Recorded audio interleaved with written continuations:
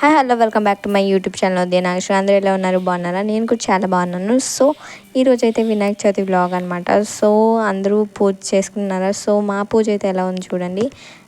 First అయితే నేను పువ్వులు కోసుకుని వచ్చా. అవేమో ఇలా గుచ్చాను అనమాట. పింక్ కలర్ వచ్చి చంద్రకాంత పువ్వులు అండ్ వైట్వి అందరికీ తెలిసినవే ఆ పువ్వులు. అండ్ ఇది వచ్చేసి పీట. నేను ఆల్రెడీ వరలక్ష్మీదేవి పూజకి అయితే నేను ఆల్రెడీ వాడిందే. సో మా అక్క అయితే చూడండి డెకరేషన్ చేస్తుంది.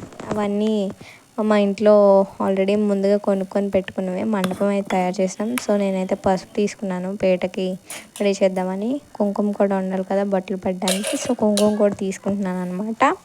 సో పసుపు కుంకుమ అండ్ వరిపిండి కూడా ఉండాలి కదా, వరిపిండి కూడా నేను తీసుకుంటున్నాను. అండ్ మూడు వాటితో నేనైతే బొట్టలు అయితే నేను పెడతాను. చూడండి ఎలా పెడతాను ఏంటి అని. సో పసుపు కుంకుమ పిండి అయితే రెడీ. ఇంకోండి పీట. మా పీట వచ్చేసి ఇలా ఉంది. అండ్ నేనైతే ఫుల్ వాటర్ ఇస్తాను. పసుపు కూడా చాలా క్వాంటిటీ ఎక్కువ తీసుకున్నాను. చూడండి పసుపు రాయడం నాకు చాలా ఇష్టం. ఎందుకో తెలీదు. నాకు ఏమైనా ఇలాంటి పనులు చెయ్యాలి అంటే ముందు ఇంట్లో నేనే ఫస్ట్ దూరుతాను అనమాట.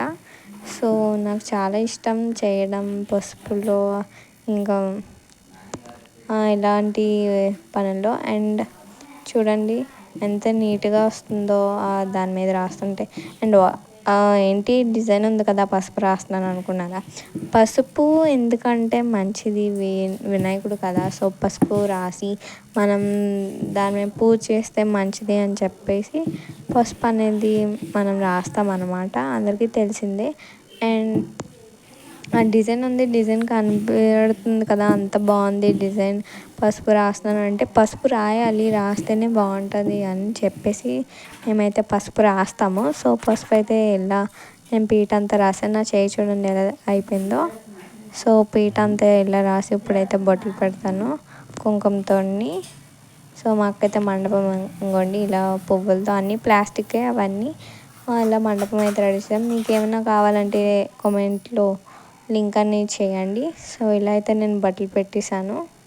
చూసారు కదా పసుపు రాసి ఇలా నీట్గా బట్టలు అయితే నేను పెట్టేసాను అనమాట. సో ఇంత నీట్గా పెట్టాను చూసారా. సో ఈ మండపం అయితే మా అక్క రెడీ చేస్తుంది. ఇంకో పక్క పీట అయితే నేను రెడీ చేశాను. సో ఇవన్నీ ఫ్రూట్స్ పత్రిలు అవన్నీ అనమాట. సో ఇవన్నీ రెడీ చేసుకున్నాం మేము. ఇవన్నీ వాష్ చేసుకొని ఉంచుకున్నాము. అండ్ కొబ్బరికాయ పువ్వులు సామాన్లు అండ్ మా డాడీ అయితే అది కట్టుతున్నారు. సో ఆ ఫ్రూట్స్ అన్నీ కట్టడానికి ఉండాలి కదా. సో ఇప్పుడు నేనైతే బయటకు వచ్చాను, కూర్చున్నాను. ఇప్పుడు ద్వారబంధం కూడా బట్టలు పెడదామని చెప్పేసి సో నేనైతే ద్వారబంధం కూడా బట్టలు పెట్టడం స్టార్ట్ చేశాను. ఫస్ట్ అయితే పసుపు రాయాలి కదా, ఇక్కడ కూడా ద్వారబంధానికి పసుపు అయితే నేను రాస్తాను అనమాట.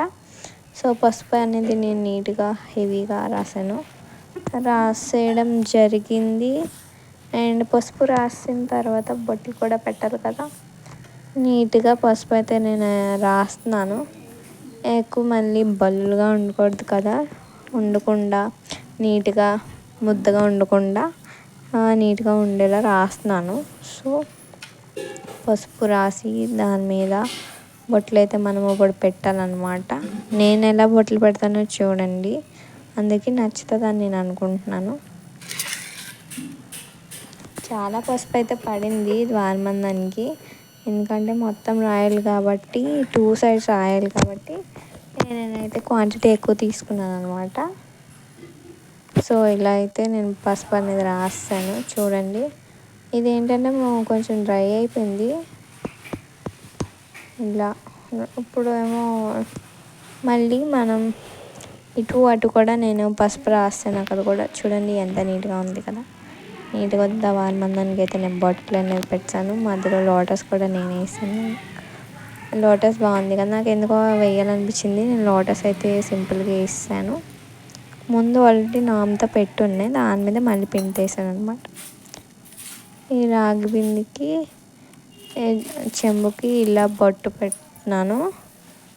ఎందుకనేది చూడండి. బొట్టు పెట్టి అప్పుడు దాంట్లో వాటర్ని ఫిల్ చేస్తాం అన్నమాట. ఆ వాటర్ ఇంకోండి ఇలా ద్వారబంధం దగ్గర పెట్టడానికి సో నేనైతే ఇలా పెట్టేశాను.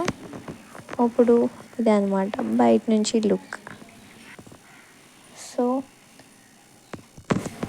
చూడండి, ఇదైతే ఇలాగనమాట. మా ఫ్రూట్స్ అవన్నీ మా డాడీ కడతారు ఎప్పుడూను, ప్రతి ఇయర్. సో కట్టేశారు చాలా నీట్గా. నాకైతే వినాయక చవితికి ఏమైనా నచ్చుతుంది అంటే ఆ మీద ఉన్నదే మాత్రమే. ఇదంతా మేమే సింపుల్గా డెకరేట్ చేసుకున్నాము. మొత్తం అన్నీ ప్లాస్టిక్ ఫ్లవర్స్, ఫ్రూట్స్, పందిరి బాగుంది కదా. నాకైతే ఈ రోజు చాలా అంటే చాలా నచ్చింది.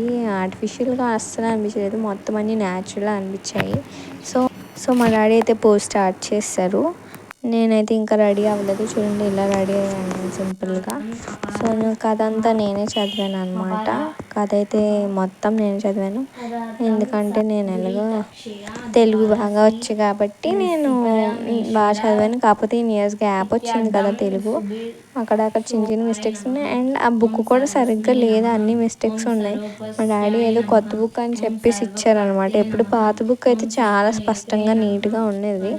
ఈ బుక్ అయితే నాకు అసలు నచ్చలేదు, అంటే స్టోరీ కూడా అంతగా ఏమనిపించలేదు అనమాట. సో ఇలా అయితే వినాయకుడు క్యూట్గా ఉన్నాడు కదా. మా వినాయకుడికి కూడా పింక్ కలర్ అనమాట. నాకు తెలియదు అసలు పింక్ తీసుకుంటారని. మీకు ఆల్రెడీ తెలిసిందే నాకు పింక్ అంటే చాలా చాలా ఇష్టం అని. ఇంకా ఇదిగోండి ఉండ్రాళ్ళు, గజ్జికాయలు మొత్తం అన్నీ మా అక్కే చేసింది. పూజ మా డాడీ చేస్తారు ప్రతి ఇయర్. అండ్ నేనైతే మా అక్క డెకరేషన్ చేసింది, నేనైతే కథ చదివాను. సో ఇలా కథ అయితే మేము పూర్తి చేసుకున్నాం అన్నమాట. పూర్తి చేసుకుని కొబ్బరికాయ కొట్టేసి మొత్తం అన్నీ అయిపోయాయి. సో హార్ట్ కూడా మా డాడీ ఇచ్చడం జరిగింది. ఇంకా పూజ అయితే ఇలా సింపుల్ అండ్ క్యూట్గా, సింపుల్ అంటున్నాను ఏంటి అన్నారు, సింపుల్ ఏం చేయలేదు, హెవీగానే చేసుకున్నాం. సో మా డాడీ అయితే దండం పెట్టేసుకుంటున్నారు. మేమైతే చాలా హెవీగానే చేసామని నా ఫీలింగ్. అండ్ నాకైతే ఈ ఇయర్ వినాయకుడు చాలా నచ్చాడు, చాలా అంటే చాలా క్యూట్గా. నేను లాస్ట్ ఇయర్ ఏంటంటే నేను మా అమ్మ వాళ్ళ ఇంట్లో ఉన్నాను, అక్కడ చేసుకున్నాను. అక్కడ కూడా నేనే చదివాను అనమాట కదా. ఇప్పుడు మా ఇంట్లో చేసుకుంటున్నాం కాబట్టి ఇక్కడ నాకు నచ్చింది వినాయకుడు. అండ్ మా అక్క కూడా పూజ చేసుకుంది. అండ్ ఇప్పుడు నా టర్న్.